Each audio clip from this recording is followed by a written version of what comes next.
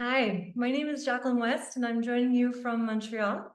I am a strategist here at the Quartier Spectacle International, and as well a placemaking specialist with the Canadian Urban Institute.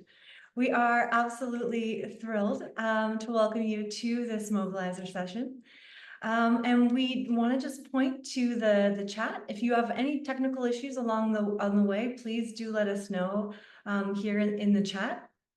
And I see that people are starting to give us an indication as to where they are today. If you haven't done so yet, go ahead and let us know where you're coming from. Before we get started, I want to begin by acknowledging that the Quartier Spectacle is located on unceded Indigenous lands.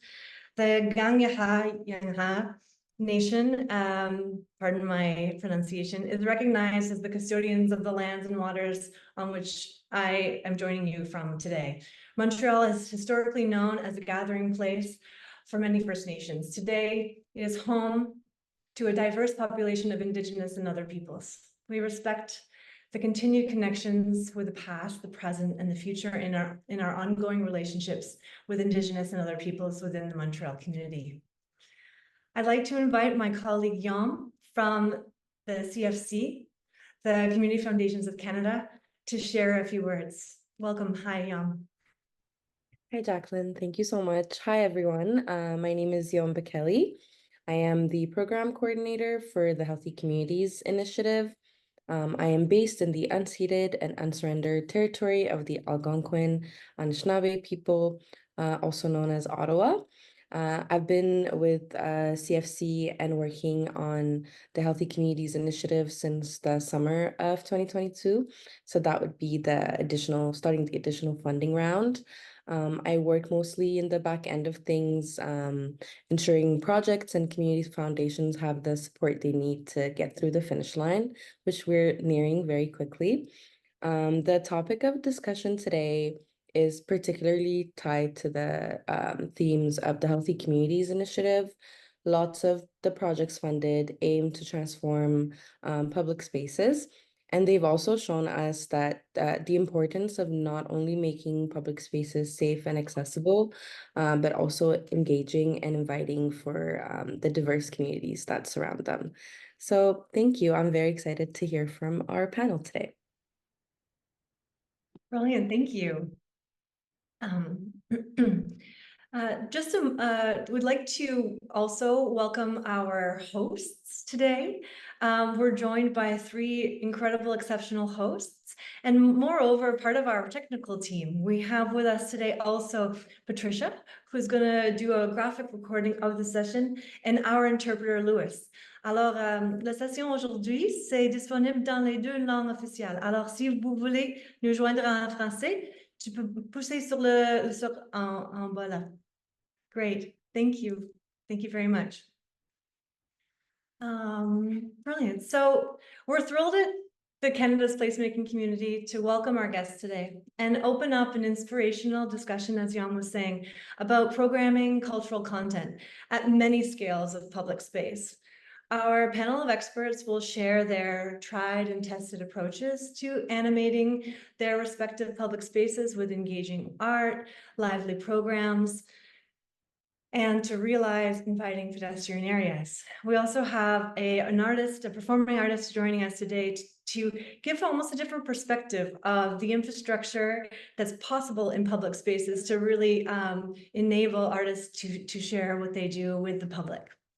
We plan to underline the infrastructure that can make public programming possible and learn more about how these experts can bring communities together, all while transforming ordinary spaces into these vibrant cultural experiences.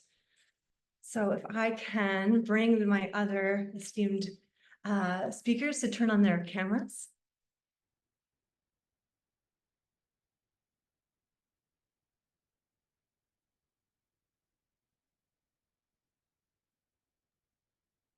Brilliant. So I'm joined today by Umbreen Inyet. She is a curator, artistic director, and producer based in Toronto, coming from a background of a master's degree in social work from U of T and a undergraduate degree in anthropology and women's studies. She brings her approach is bringing pop culture and contemporary art and marrying that with a deep history in anthropology, cultural and psychology and social work for an artistic practice.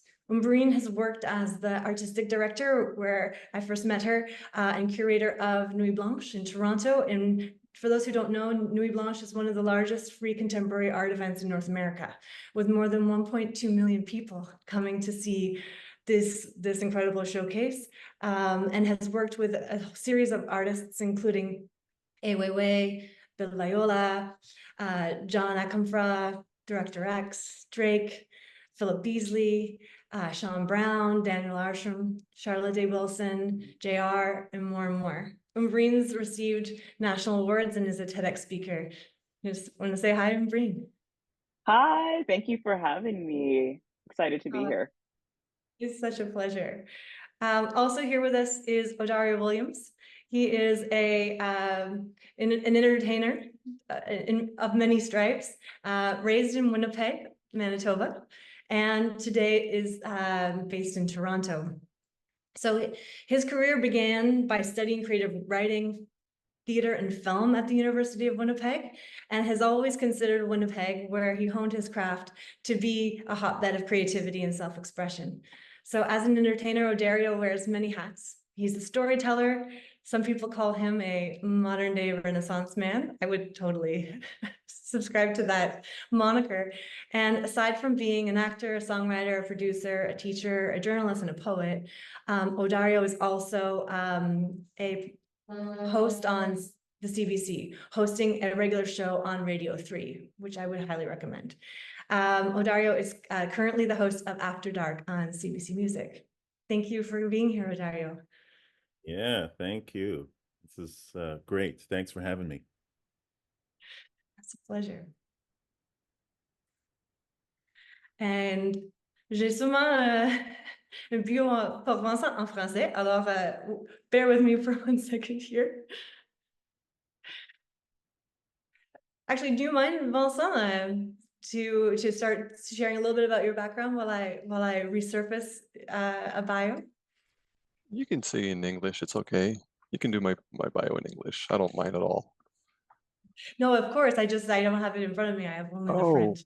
well, I'll go then. Well, I'm Vincent Clarizio, based in Montreal. I'm a designer, and I work for the company PXP.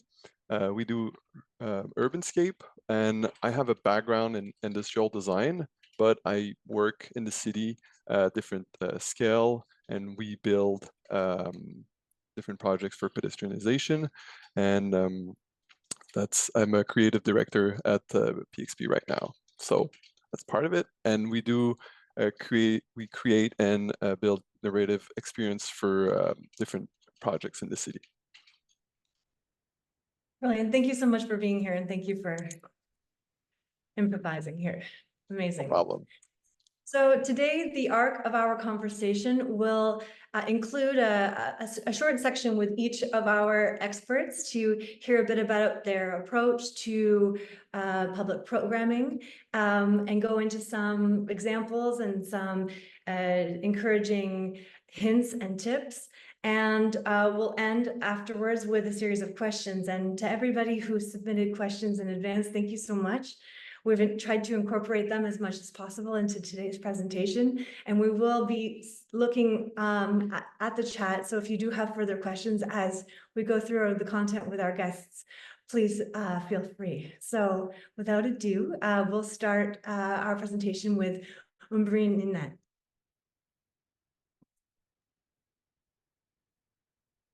Hi, everybody. Just to give you a quick description of what I look like.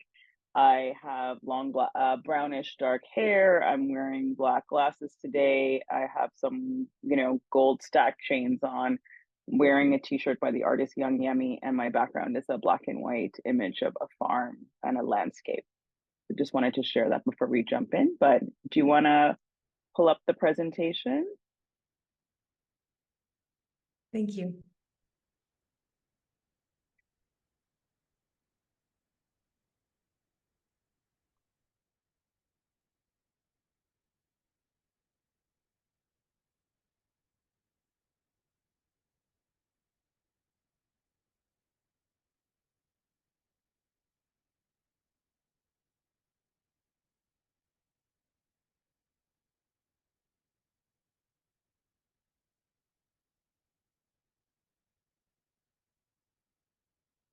Beautiful.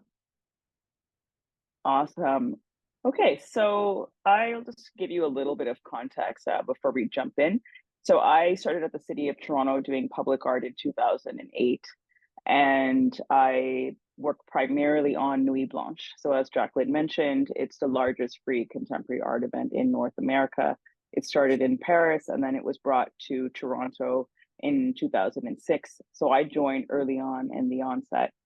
And I actually have a social work background, as Jacqueline mentioned, in cultural anthropology. And I kind of snuck my way into the contemporary art scene because when I did my interview at the City of Toronto, I literally said to them, like, I really don't know anything about contemporary art, but I do know that art is therapy and it helps people heal. And artists are using their canvases as a tool for society to reflect on, and they use it as a way to reflect on their own journeys that expand and speak to the public at large. So I just spoke from my heart and I landed this interview. And I started in Nuit Blanche, very green. And I learned and learned and learned working with amazing curators from all around the world. And really, the city was our canvas, and I was able to transform public space. But what I started to do was not really talk about my social work background. I really stuck to cultural anthropology, and I connected with artists from around the world because essentially I was given those artists to work with. There wasn't a lot of diversity back at that time when it came to the City of Toronto. So I connected with global artists, and we just said, how can we use the city to make space and tell a story? So fast forward 10 years later, I started to feel like something was missing. I felt like it was lacking connection, especially to diverse populations, because as much as I loved, seeing contemporary art in the public realm, I didn't feel like people of color were reflected from diverse neighborhoods and different walks of life. And on the 10th anniversary of Nuit Blanche, which is what you're seeing in the image in front of you, this is when I kind of started to put myself into the curation and my perspective, because before I hid it from the public and the curators, but I brought in my social work background and invited the artist JR to transform the city of Toronto and feature Torontonian spaces all over the city. It was met with differing reviews from the art community. Somebody called it cute, from what I remember. But what really resonated was the public came out. And this was a global, citywide installation that featured Torontonians from all walks of life. And I started to be okay with that. Like, maybe you need to be confident in that you're not necessarily going to be accepted in the contemporary art world at that time for not having quote unquote high art, but you do have art that speaks to the people. And that really spoke to my heart and informed how I created work moving on. Like, what if the art was the public itself and they became part of the installation? Next. This is a artwork that is a really great example of how I started to tie in my social work background. So there's going to be 3 artworks you're going to see back to back to back. It's part of one exhibition. I would say this is a pivotal point for curating public art for the City of Toronto, because we combined 3 artists who would never have worked together. And we brought in artists from different genres. If you think about the motto, diversity is our strength, which is what Toronto speaks to all the time, I didn't see a lot of diversity in the artists themselves. And I really was interested in, and what I mean by that is multidisciplinary background. I thought, well, essentially, we're looking for storytellers. Story is really what we connect to. And I thought, well, what if we looked into film? And so this is an example of when we invited filmmakers to curate a pretty coveted space, which is Nathan Phillips Square at City Hall. So this is Floria Sigismondi. She's an amazing filmmaker, director, music video director as well. And she created this piece called Numa. She looked at the site and she said, you know, I really, really want to work with the water. And so I actually went to her home in Los Angeles and we started to talk about this memory she had where she almost drowned. And so this piece is actually about her using water to go back to a childhood memory, to turn it into a method of healing and bring herself out of the water. So when you think about if you're going to take your last breath, all of your memories will flash before your eyes. And so she wanted to sort of bring to life, you know, let's not wait till we take our last breath in order to have that perspective that life is short and we need to live in the moment and care for each other and connect with each other. And water was actually the screen that was used to tell that story. So I think stepping out of the box, working with different types of artists in the public art realm, and using that personal connection, which I started to bring in with my social work background, created this work. Next. This is another artist, Philip Beasley. You know, he's a world-renowned architect. He works with artificial intelligence. He really has a massive architecture school in Toronto, and he's part of the different biennials around the world. I invited him to have a seat at the table to participate in this exhibition. And at that time, we had H&M as a sponsor. And, you know, people said to me, there is no way you're going to get Philip Beasley to work with a corporate sponsor and be H&M.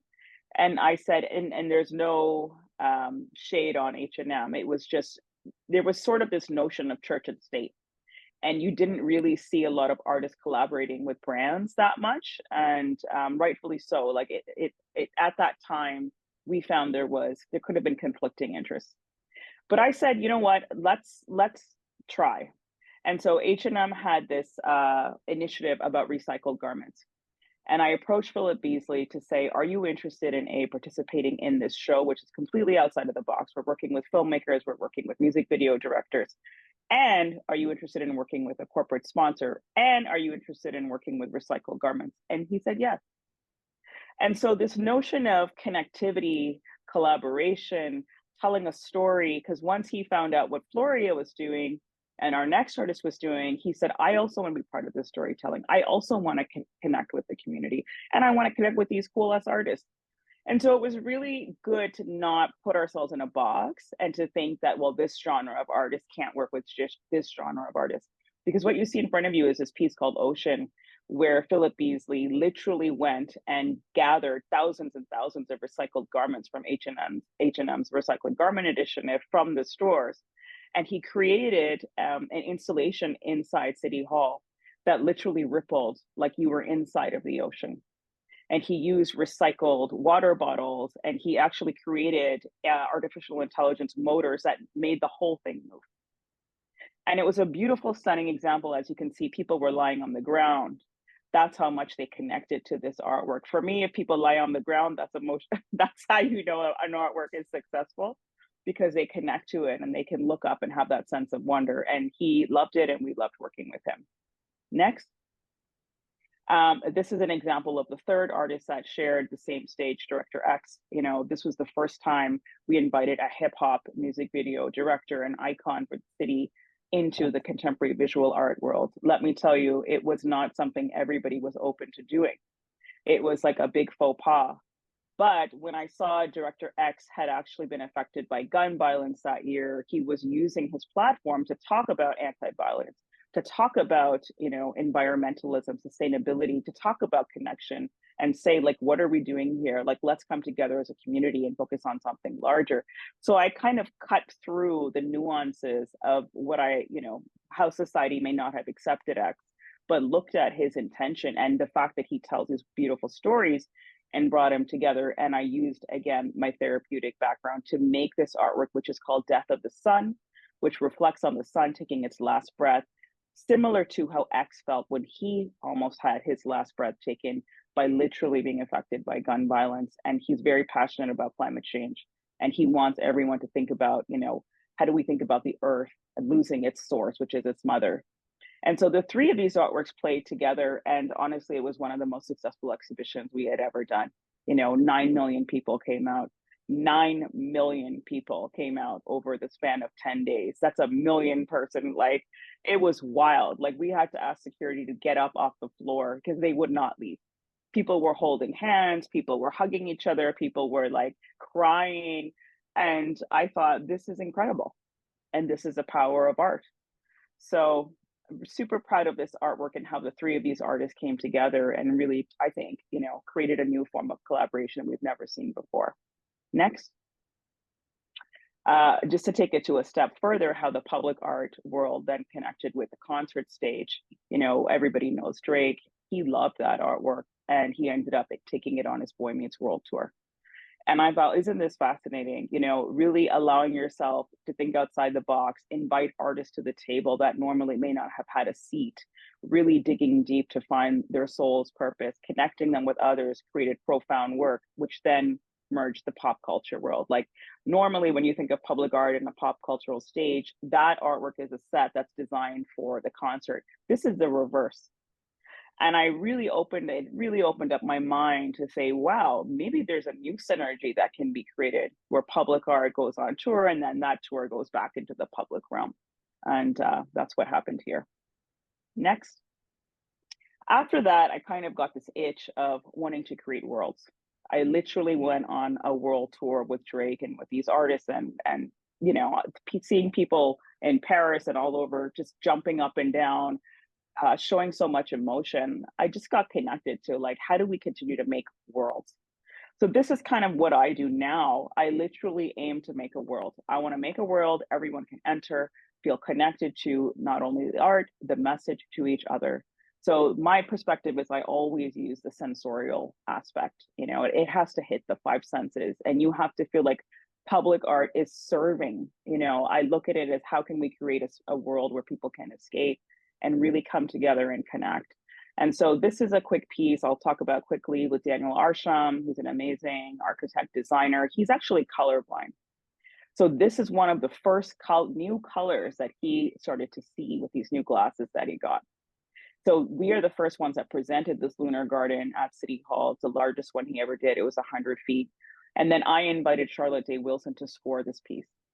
So I like to bridge pop culture, contemporary art, design, all together into one piece. And yeah, the piece was very meditative and it was very beautiful. And I can tell you, people stood there for days just listening and being engulfed in the work. And I thought, okay, this is serving a purpose. It's creating a space for the public to come, connect, and let go. And the monumentality and all the aspects together is what created this beautiful piece. Next. So I'll quickly end here. After that, I got asked to join Toronto History Museum.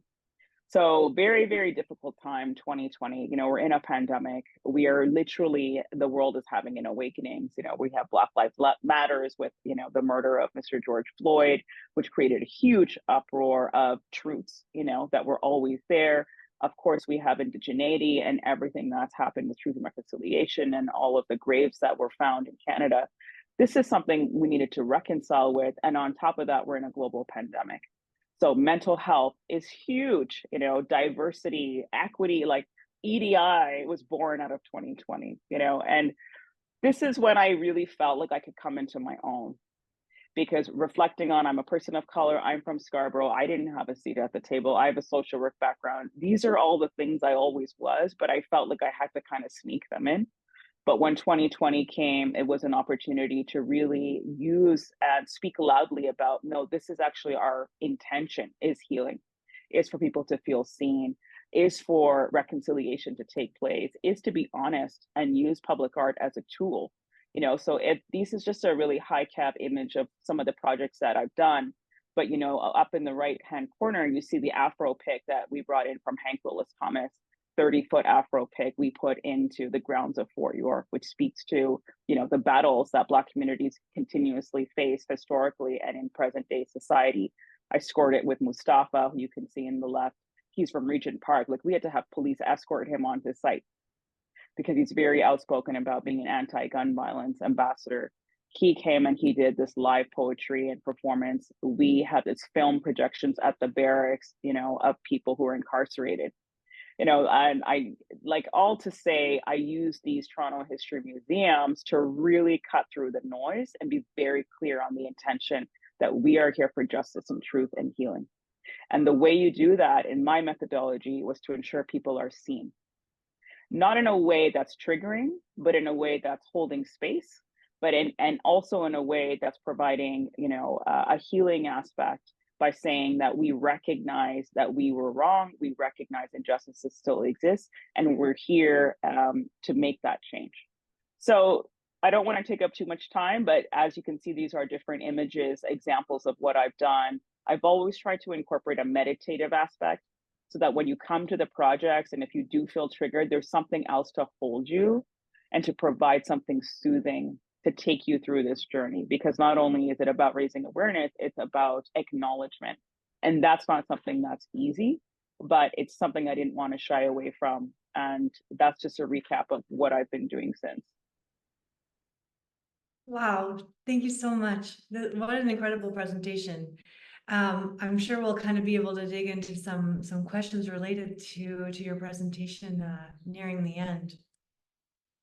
Moving a little bit further west, we wanted to shine a light to the Cube in the Exchange District of Winnipeg. I know that recently the Jazz Festival welcomed you, Dario, to present in this iconic space, and I've included a couple of pictures here of this space. I'm curious if you wanted to share, like, what was it like to perform in this beautiful space?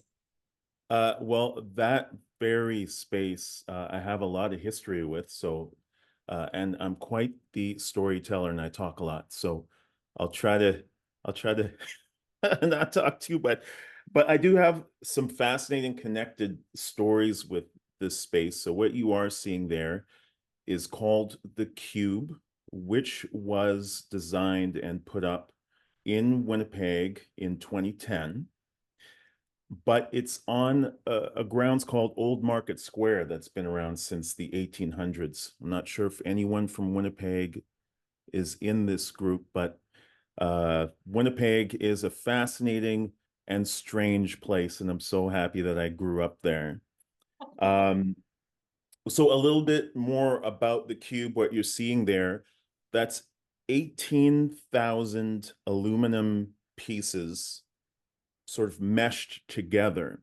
So when the Cube is used as a stage, it is folded upward, and below it is just a cement platform that's basically open space for any ideas, anything.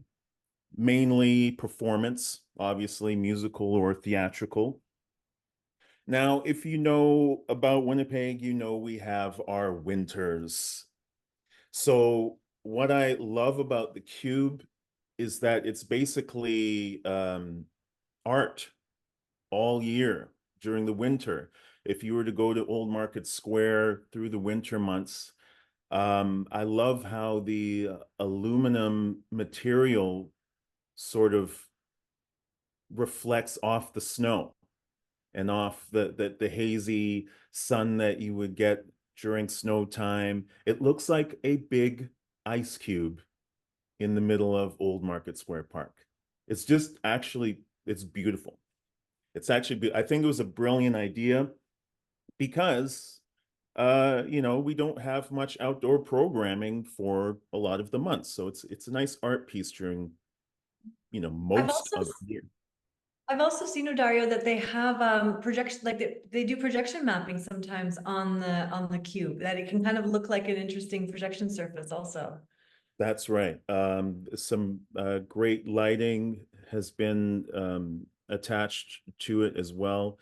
It's an art piece when it's not used as a stage. So two main summer festivals happen at the Cube, the Fringe Festival and the Winnipeg Jazz Festival. But those are just two occasions. You know, we've got the rest of the summer to deal with. And I'll tell you a little bit about my own history involving this area, Old Market Square. Like you may have heard in my bio that I was a University of Winnipeg student. The U of W is just about a 10-minute walk from that area, Old Market Square. So about 20 years ago when I was at the U of W, I took theater and creative writing. And most of the time during the first couple months of university of our semester, we didn't care to hang out indoors all the time working on our theatrical pieces, whether we're doing Shakespeare or something contemporary. So we would walk over to Old Market Square for class. It actually was freeing for us. It was comfortable, it was open, it was fun. And sometimes people would sit around and watch us rehearse for our university projects. It was a place that we hung out all the time. We'd get a burrito across the street and come back and keep working. That was the first time I actually realized that this was a place that I enjoyed being on a regular basis. Now, I'll tell you the story of Jacob. So I had eventually left the University of Winnipeg. I started a hip hop band, and we would perform in all corners of the city just because at the time we didn't necessarily have a venue that we can perform at that accepted hip hop music. I'll just say it straight up.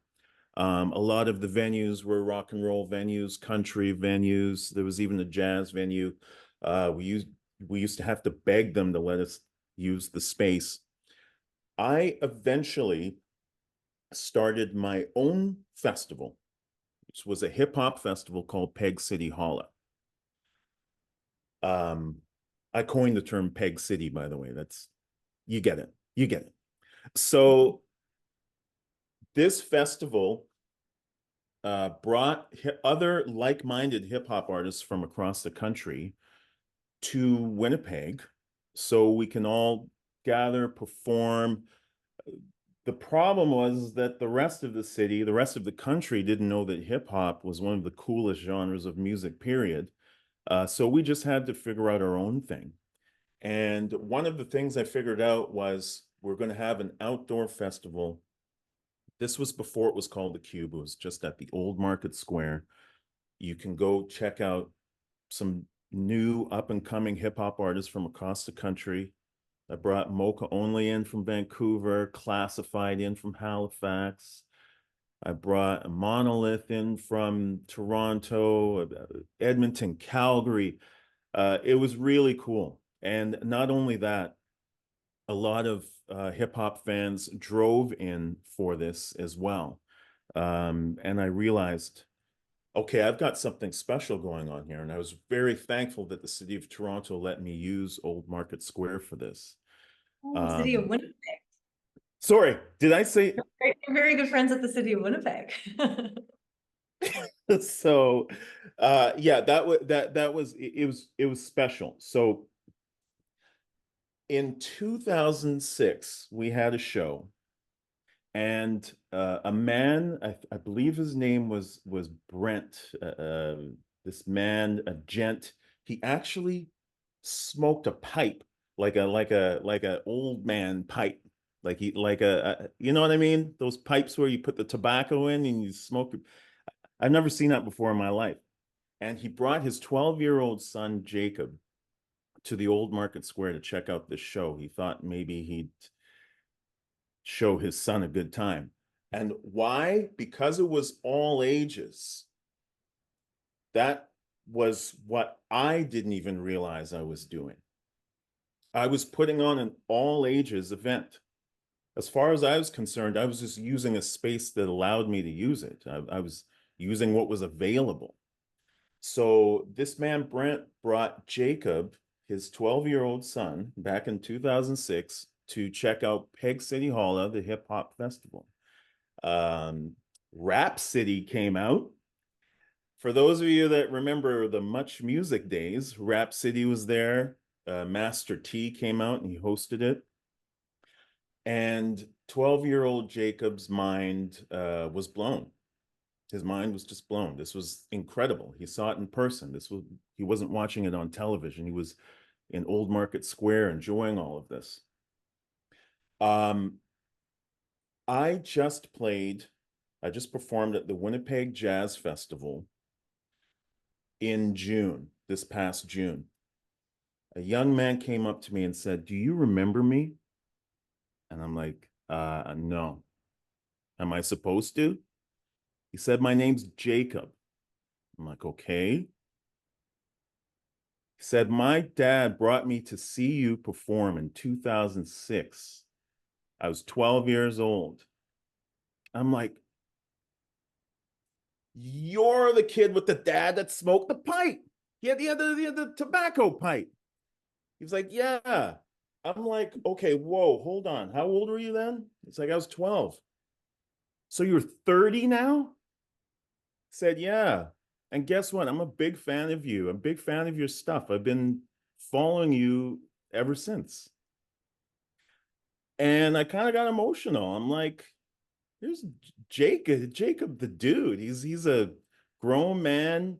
He works at a meat packing factory now that supplies to grocery stores. He's married and I just remember the kid. I remember signing a t-shirt for him and he still has it. Like this all happened there. And that made me realize how important these spaces are. Jacob's dad thought, "Hey, you know what? There's some hip hop concert going on. Maybe I'll take my kid. Maybe he'll like it." And Jacob's dad used to go to Old Market Square for Winnipeg Fringe Festival.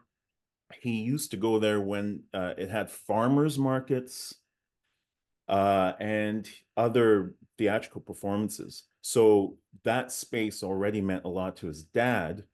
And there is Jacob now discovering me and still following me. How many? 18 years later. 18 years later. It's really Yeah. interesting how the creative community, artists, as they sort of take place and use place, that it can start to inform the people at the city about what are the potentials of space. It's making me think about here in Montreal. It was the International Jazz Festival, happened for years in a parking lot. And as it grew more and more momentum, it was, the city taking note and saying, what we really need to create an infrastructure so that this kind of programming can continue to take place, but also so that we can create an elevated platform for our performers and our talent to stand on and to share. It's incredible to see now what Old Market Square looks like. Yes, it really is. It's fascinating. My mother goes there to visit her friend when she's in Winnipeg in the summers from Guyana.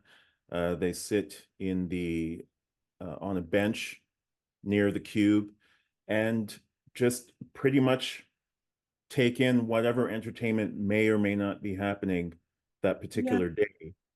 And one last story I have is my friend Paul, who's a comedian, and also a community organizer. He had asked the city of Winnipeg to use the Cube for his open mic comedy nights, just because he couldn't seem to find the right venue for what he was doing. And now it's turned into a free event, obviously, that's quite popular. Bi-weekly every summer in Winnipeg, and people look forward to it. And the Cube's just a place where you can just get to, and you never know what entertainment you'll find. And again, you can take your kids there and hopefully discover me. Thank you so much.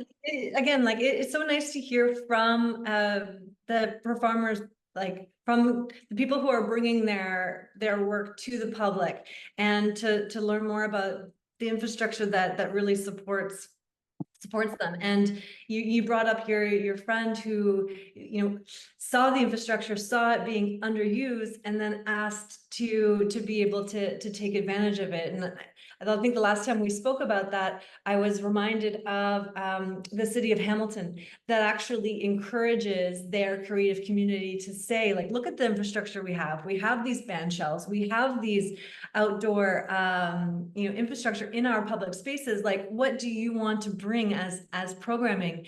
And I think that that's a really interesting new way of there being this sort of constant dialogue. Thank you. Thank you, Mariam. Thank you. I have a video, but I was told that it shows better if I bring it on another screen. So I'm going to try this.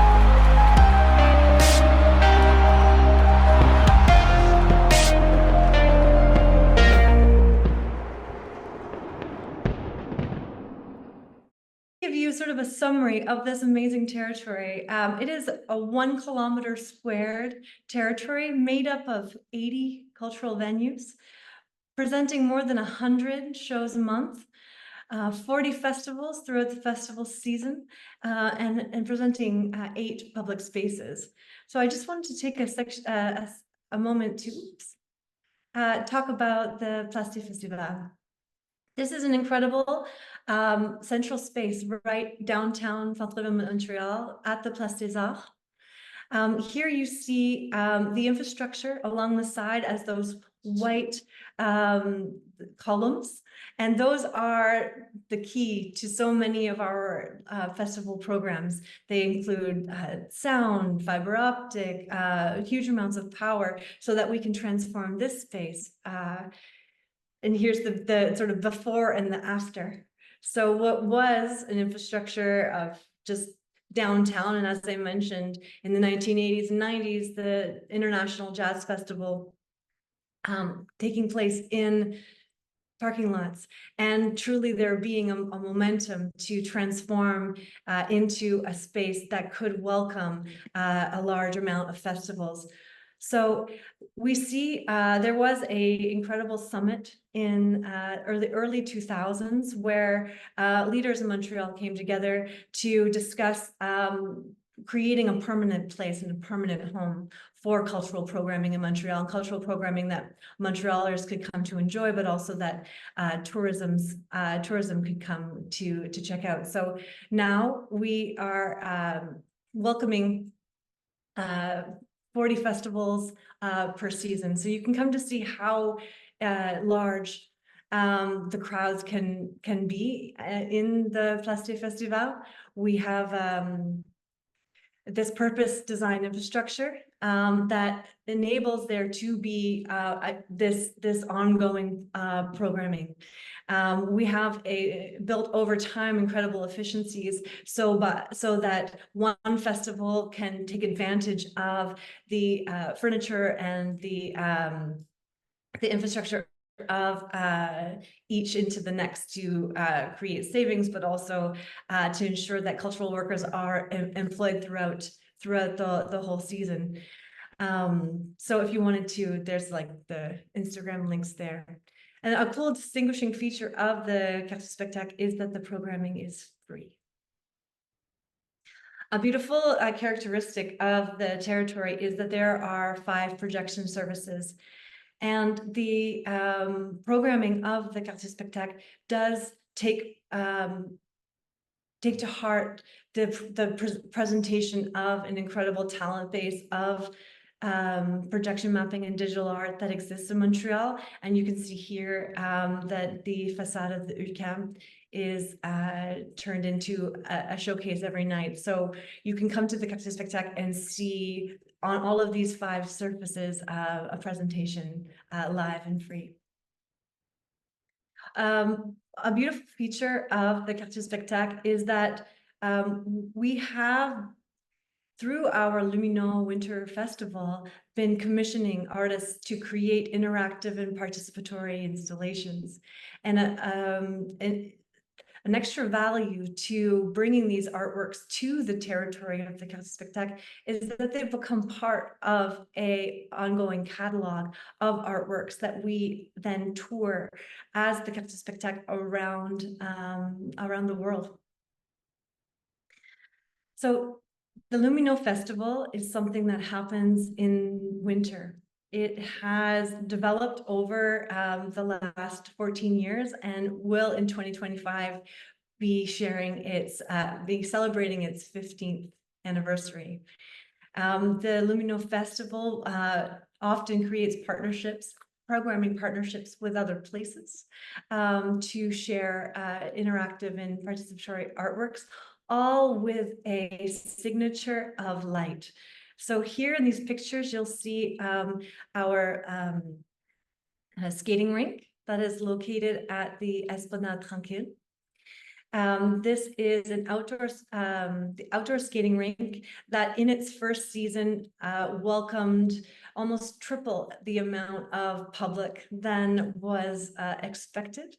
And every year brings a showcase feature of a projection showcase that comes onto the ice rink. You'll see here also 2 more of the artworks that are part of the Quartier Spectacle collection of artworks, again, featuring that signature of light. So here we have Impulse, currently on tour in North America, Loop, and Entre les Langues. So again, just wanting to underline that when we're talking about programming in winter, you know, it tends to get quite dark early in the day. And so this feature of light, and light being a signature of the brand, is really something that defines and hence really how the festival is named. So this is again Entre les Langues.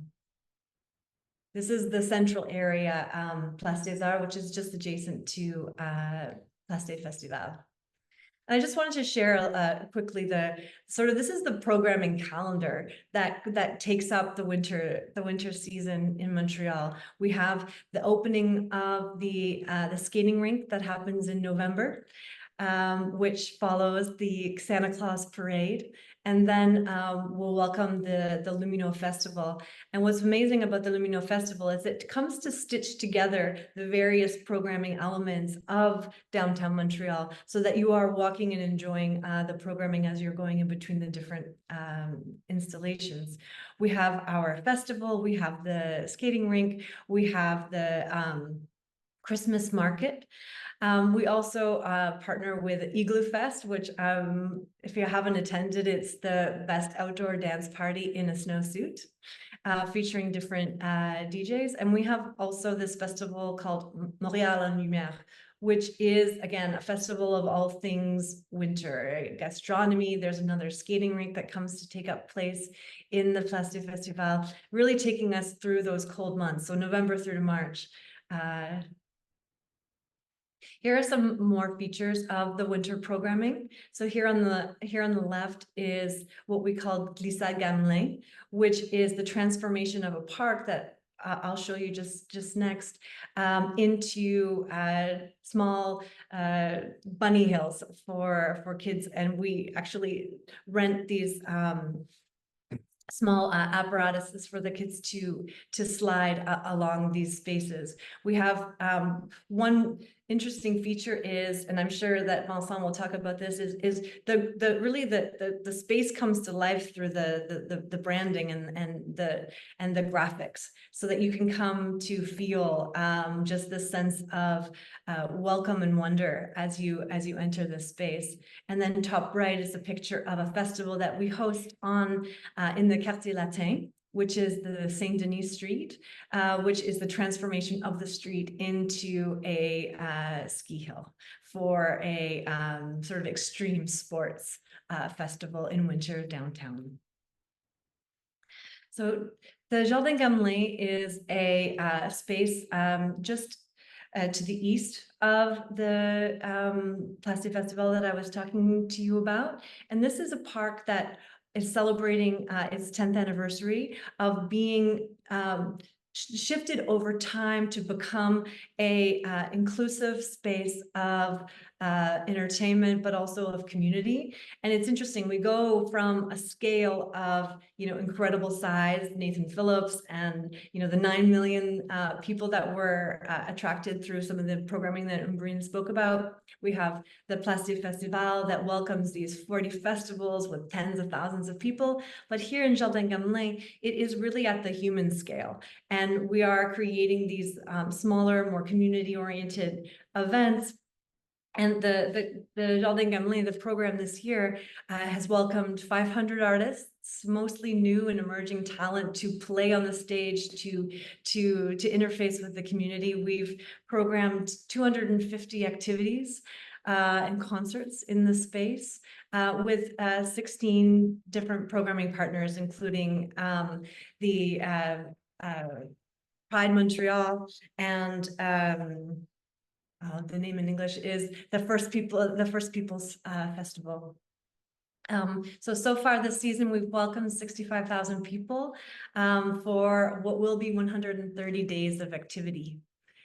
So you can see here, we have also a urban agricultural project whereby there is some capacity building workshops for community to engage into, how to grow vegetables in urban contexts. And we have a food and beverage offering in the square as well.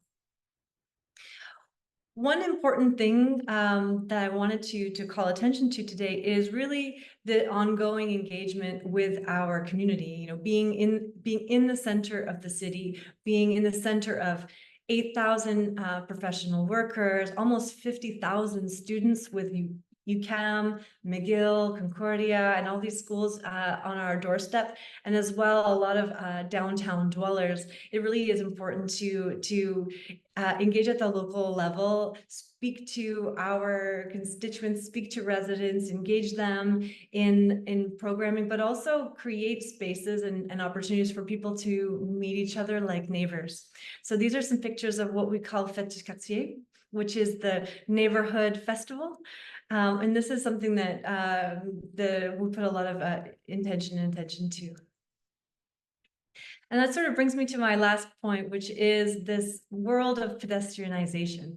And so you'll see here a series of examples where we use this infrastructure of streets to turn them into entertainment zones, relaxation zones, engagement zones. So we have ongoing games for all ages, from chess to mini golf, and places for people to really sort of relax and be at leisure. So based on that, I feel like that's a really nice launch to Vincent and your work here as well. So thank you for this time. Perfect. Thanks a lot, Jacqueline. Indeed, it's a really good introduction to the subject. I'm going to be presenting a project that I've been working on for the past 5 years. So I'm really gonna go in depth in the process and try to give you insights of what happened and how do we build this project, and really try to give you as much as information as I can. So it's a pedestrianization of a street in Montreal, and it's called in the neighborhood of Hochelaga Maisonneuve on the Ontario Street. So who are we? Who am I? I'm with a team, and we curate experiences that connect people to places and bring meaning to spaces. You go on the next spot. I could go quick on this one. So what we do is on a human scale, on a community scale, and on a urban scale, sorry. So we play with the scale, but the most important thing in everything we do is the people behind it and the people who will be using whatever we do as a tool. You can go on the next slide. So the street I'm going to talk about is it's called Promenade Ontario. It's a street. It's 1.4 kilometer long, and it's in a, I would call, a hard neighborhood. It's a neighborhood that has seen everything. And it's not really easy, and it's a little village. It's in Montreal, but we see it as a village. Everybody knows each other, and it's a very community-based neighborhood. And we went from a very car-oriented street to a very people-oriented street. So that's what I'm going to present today. You could go on the next slide, please. So how did this happen? Well, guess what? COVID happened, and then the city called a bunch of designers and they're like, okay, well, let's do a big urban lab. If you want to participate, you have 4 weeks to design, build, install the whole street. I was like, all right, that looks fun. Let's do it. And we're like, what the heck are we getting ourselves into? So what me and my team, and I was the first year working with other professional, we basically took upon ourselves to tell ourselves as designers, well, guess what? We don't have all the answers, and we're going to be wrong. And it's okay to be wrong. At least we try stuff.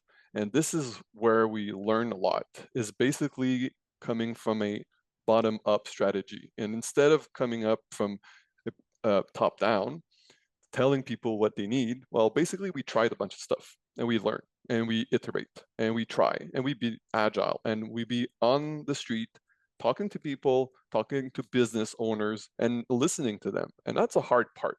Like actually listening is quite hard, you know, because everybody's thinking about their own life and their own thing. But now you're like, okay, well, guess what? Let's give this people that don't have a lot of space, let's give them the street and give them a backyard that they don't have access to. So it's their street, you know, it's their park, it's their street. So let's give it back to them with what they want, not what I want to do as a designer, what they want. So that was like all the process. And we kind of put ourselves into a mindset of let's fail fast and listen, and 2 days after, let's modify everything. So that's it was a quick way to do it, but that's the only way we could do it on the first year. But that in 2020, all the way up to now, it's quite different. We learned a lot, and now we have all these furniture, we have all these infrastructure that we reuse each year. And I'm going to present how we went along from the first year to today, and it's actually on site right now. So you can go on the next slide, please. So we have this approach. Well, we're designers, we design product, we design spaces. So we kind of had this method and we're like, okay, let's apply this method. And it has to be transformable, adaptable. We need to think in systems, not only stuff you're going to throw away, but really like a system that's could change with time and we could ameliorate it. We think in a product. Well, I'm a product designer. Let's take this background of product design and apply it to space and for people. And the other big part is we contextualize it in multi-layer stories. So the fact is, it's not a recipe. You actually need to understand the context you're going to put all these stuff into. That's quite important. You can go on the next one, please. So that's one we have this year. So great. It's we do branded spaces. Perfect. It's fun. It's light. But what happens in it? So you can go on the next spot. Next slide, please. We put some keys to success. Well, what we think is a good success meter. So first thing is forging relationship with actors, instances, and organization. So basically, we're not on our own. There's a lot of people on this community. There's a lot of people who work around it. Well, we need to put ourselves as a team, and not only like, cool, I'm gonna do this and it's gonna be fun. No, it's like everybody has to be part of it and listen to each other, and everybody has their own, needs. Another thing is planning context-specific intervention. So that's quite important. It's not a recipe you can apply, copy, paste everywhere. You really need to understand where you're putting this stuff and why you do it and for who you're doing it. So that's like something we really learn with the process. Keeping life cycle in mind. So a lot of the stuff were done 5-6 years ago, and a lot of these projects, even 10 years back, they're all in the garbage now. So, okay, they were fun, they were light, they were joyful, whatever you want, but they were not meant to be reused and not meant to be actually sustainable. So that's something we have in mind when we do our projects. Another part is sourcing and integrating feedback into future intervention. So basically, we're a bit back. Yep, thank you. We're right there. Great. So data is important. I mean, you can do all this, but if you don't have some kind of data or feedbacks or user feedbacks, how can you iterate? How can you make it better? So it's really good to have these source of integration feedbacks already planned in the project. The other thing is planning for play and cultural happening. Well, as I said, we're not alone. We do all the furniture, we do all that, but we're not the ones who do the programming, and we're not the one bringing in the artists. We're the one building the infrastructure, and we team up with the SDC, or who's managing the street and the businesses, and we work with them and ask them, who you want to bring? What do they need? And this is where I'm going to come into. So you can go on the next slide, please. One key ingredient for sure, it's the people. We do it for the people and we're the one using it, but people in the city, but it's, yes, the resident, the local businesses, the public service and the decision makers, and some experts, in this case, us. But all these people need to talk to each other. And that's like, it is the hard part. I'll be honest. It is not easy, but it has to happen if you want like to actually do a project that works for the people. On the second slide, please. Perfect.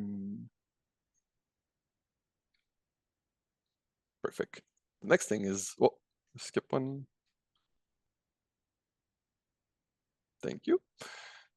The other ingredient, well, it's building stuff. You know, we're from what Jacqueline showed you. It could be, you know, it could be interactive art. It could be structures. It could be a stage. So what we did here is basically build all these different objects so people can actually use them. So one thing we noticed when we start building the project is all these bars and restaurants didn't have a lot of space. And 1 year the street got all renovated. So we're like, okay, let's build these mutualized terraces. So basically it's place, it's tables, it has a roof, it has lighting, it has everything you want as a restaurant, but it's for everybody. So everybody could take their food out and just go out there. So we helped a lot of a restaurant in COVID by doing these kind of appropriation or mutualization of infrastructure. So that kind of went on and was like, okay, what else can we do that's going to help local businesses? So we went from little kiosk and we went from storage spaces and we tried a bunch of stuff to see what works and what's going to stick. So you see in the middle picture, that's what we call the kit. It's like a modular system that each year we kind of try new stuff on it, add plants, add food, add shading and lighting and so on and so forth. We iterate it and we can even modulate it. So that's one of the kits that we built. And you could go on the next slide, please. And then we bring playful stuff, vegetation, eatable checkers, stuff for kids, swings, name it. We try all these stuff to see what people want. This year we put ping pong tables, we put shading, and we went on and on. But all what you're seeing here is stuff that we basically reuse from one year to the other. It's basically just optimize it and change a bit of it, and it kind of grew on it. So the city now has a little entrepot. Sorry for the French part. With all this infrastructure, and we just play around with it basically. So you can go on the next. And the third ingredient is culture. Obviously, you can build whatever you want, but if you have nothing that acts as a glue, you know, has like a bonding glue, well, nobody's going to come. I mean, you're going to have all these nice benches, but if nothing happens, as nothing is happening, nobody's going to come. So what we try to work with is basically build stages, build places that the local artists can come and actually use as a built infrastructure. So we have all these little spaces, even an empty lot that we were giving permission to build a beer garden. So in this beer garden, we have different shows that goes on in these little spaces. So I can show you a lot of examples afterwards on the next slide. So one of it is outdoor concert. Each week we have 3 stages, and it's an ongoing program of people that can come and do music and precision. So from professional artists to upcoming artists, local artists, they have the chance to perform in the street. So you can go on the next slide. Same thing, we have comedians. So basically we give the opportunity to local emerging artists to come and try to show up their work, to, you know, and it's like a hyper local scene. It's like super you know, knit scene, and people they just stop on the street. You're walking in the street, you have this little show, you just stop and you listen to it. So it's really like these little moments that they basically activate the community.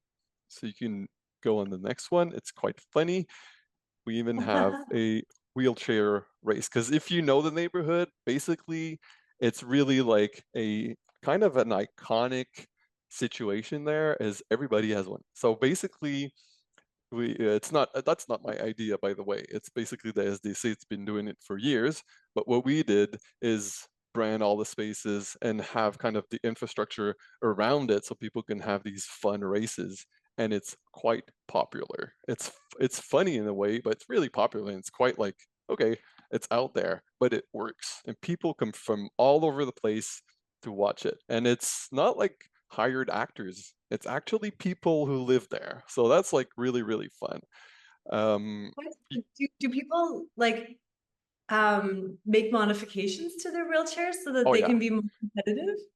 it's well, they do, but not in a way to make it quicker. It's in a way to make it more fun. So people, they dressed up, they put lighting on it, music on it, and it's really just like a big show. But they're not like, it's not like the fastest you can go. It's, yes, it's a race, but it's more like, you know, they go around and have fun with it. So, but yes, people do come up all dressed up, and it's quite funny. You could go on the next one because I'm taking a lot of time here. Okay, well, I'm talking about the little space we have, the empty lot that we did. Basically, it's a beer garden, but it has a lot of precision, like circus. So we can have these little pop-ups of circus or any kind of acting, and it brings everybody together. So that's like something really fun that for all ages. Dario was talking about it, is basically it's quite important to be inclusive, but inclusive in all means. So from the kids to anybody at any age, from any culture, they can enjoy, you know, there's some art form that's really easy, you know, to interact with. And I think circus is something really easy to learn from and to enjoy. So it's kind of really fun. And the last one is outdoor wrestling. So same thing here. I was talking about the wheelchair. Well, guess what? Outdoor wrestling, it's not done in a lot of spots. You know, it's a lot of in the basements of churches, and it's like an underground thing. And now, well, basically just put it on the street, and it's really, really popular, and people really get into it. So that's like some of the stuff that's happening on that street.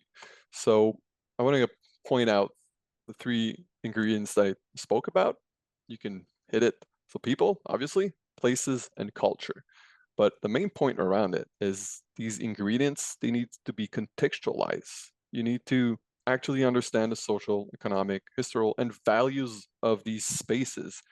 I cannot just bring all these furniture and bring in another neighborhood and it's going to work the same. No, it has to be contextualized. And that's like, I think the part that everybody, or the insight I'm giving to a lot of people is it's not like copy paste. It's like you really have to go in depth and understand the people and their needs, and what is this scene, what is the local scene, who are the artists, and kind of talk to them and understand what they want, and then just try stuff out. And that's what we did for past 5 years. We just try stuff, and each time we iterate and we add it to it, and now it works. And I could tell you it works, but then, you know, I'm one guy. So basically we have stats. We kind of want actually data to tell people, well, okay, fine, it works, but what works, and why does it work, and what does it do for people?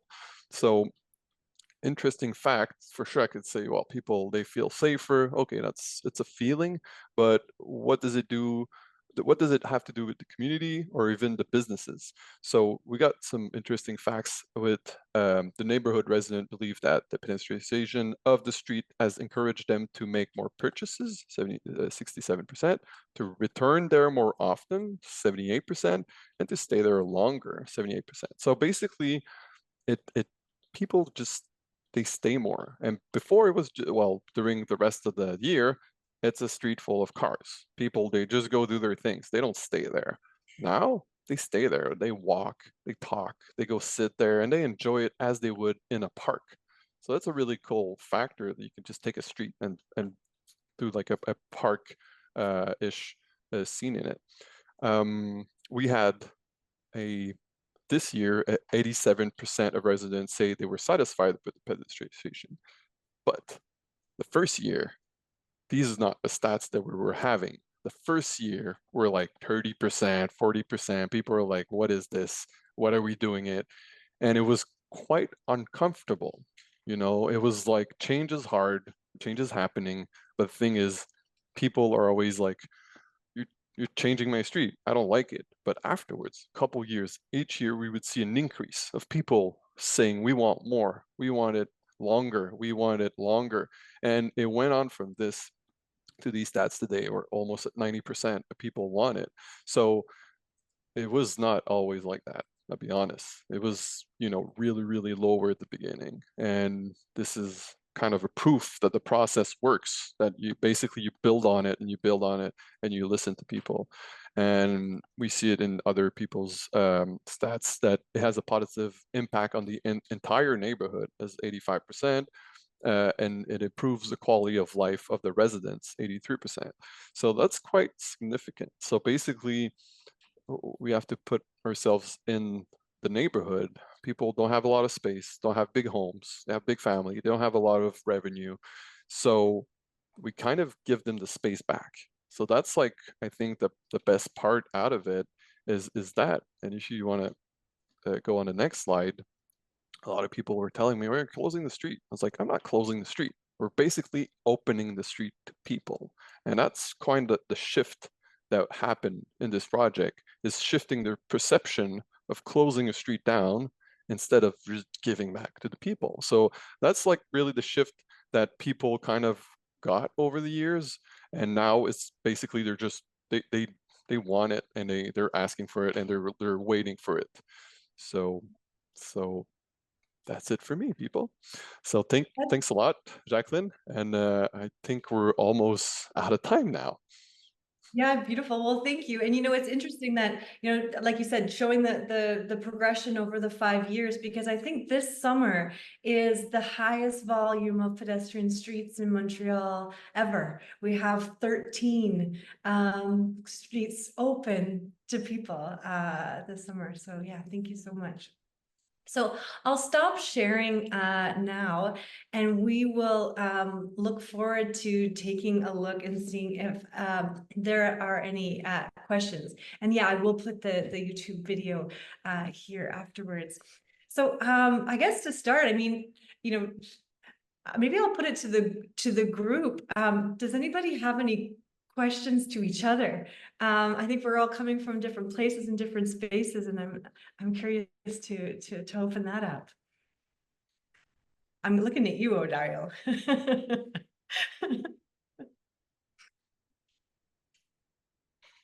Well, I'm full of questions, but I'm looking at you, Umbreen.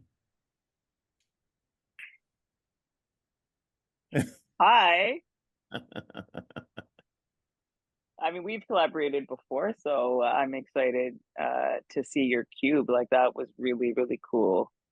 Super cool. And then it's multi-purpose full, and the story was awesome. And yeah, public art is healing. I think what you did is healing in ways that you didn't even know.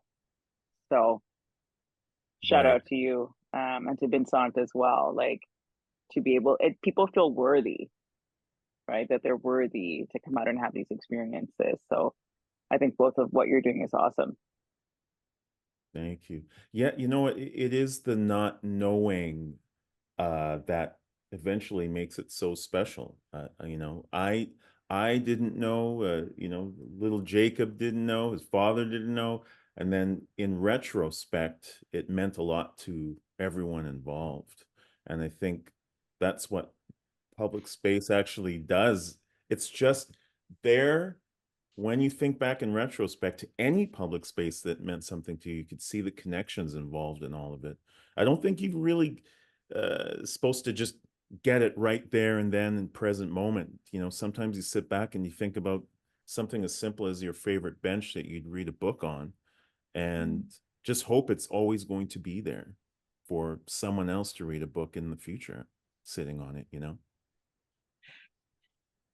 Brilliant. Yeah, it's really interesting. I'm looking through the questions that were submitted, and it's beautiful to see how many of these questions were actually addressed through everybody's presentations, around, what role can private and brand partnerships play in making spaces lively. There was the example that Umbreen brought up about H&M during Nuit Blanche.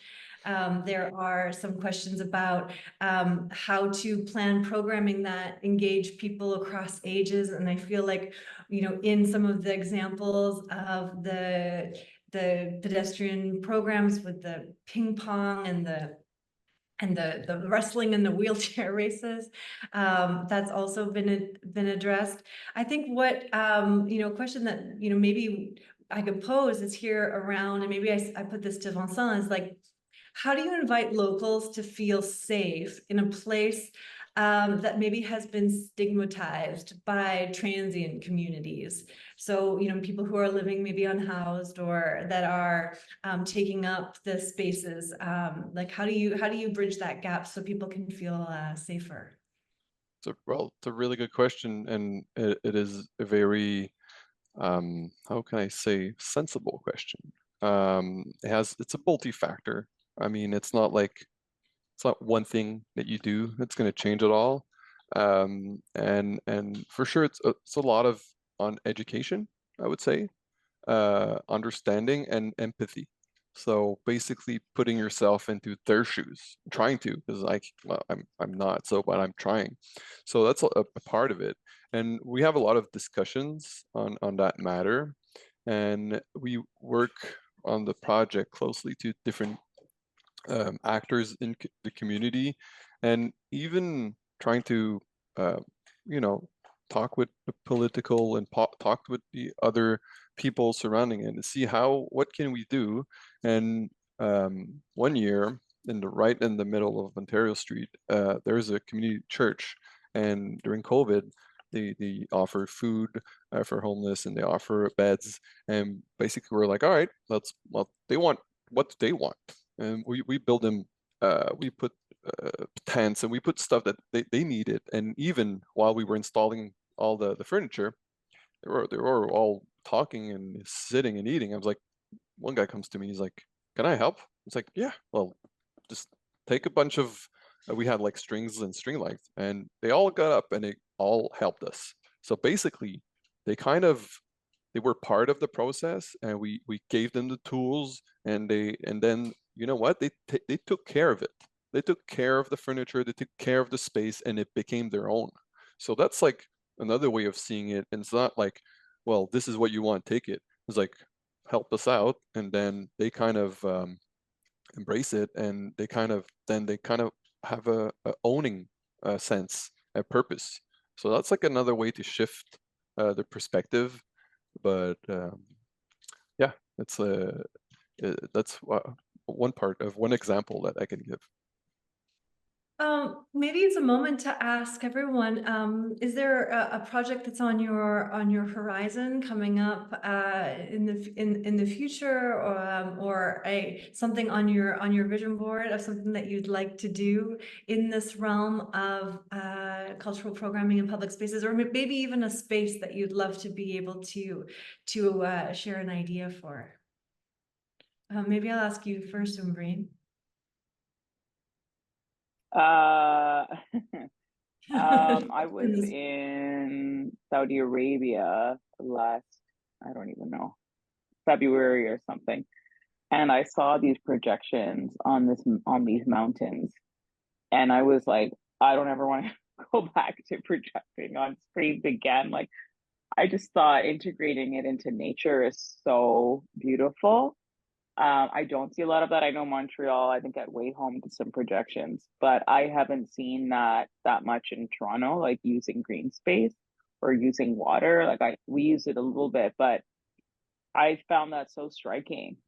So that's been kind of resonating in the back of my head of like, how do we integrate nature into public art, and use it as our canvas more? So that's kind of been on my mind. Yeah, beautiful. Anybody else? You're asking about projections that we've experienced? I'm thinking more so of something in your future, somewhere that you may want to bring a Ooh. performance. Wow. You know, Okay.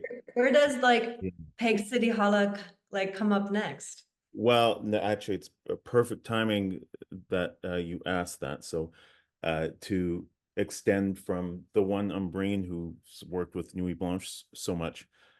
So my radio show, After Dark, will be doing a live taping at Nuit Blanche this year in Toronto. And we've been talking about ways on how to, display it. So I'm going to create a sort of faux studio off the lake near the ferry docks here in Toronto.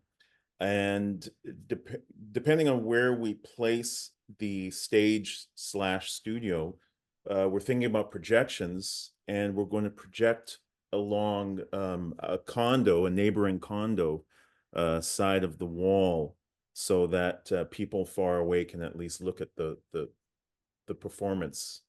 Beautiful. I love that. And we're also going to invite everybody in the condo to come down and join. Hopefully, Yeah. hopefully I'm their favorite radio Our host. apartment would be full of light.